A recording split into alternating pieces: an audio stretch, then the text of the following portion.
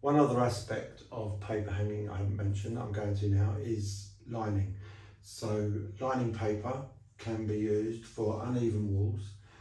If we wanted to paper this wall behind me, and I decided it was an older house, the walls were extremely porous, very dusty, very uneven, I could use lining paper to put on first, and then our wallpaper would go over the top.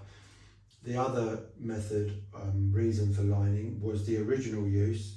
If this wall had a very uneven colouring in contrast of colour, whether if it maybe been a painted wall, some of the paint had come off when the wallpaper was stripped previously, leaving patches of plaster.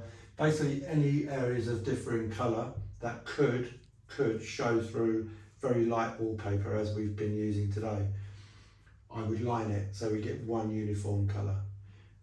I'll show you two methods. I'll tell you about one method, vertically lining. If you're going to paint, you would just line your wall vertically, as you have been with wallpaper, hanging it exactly the same method.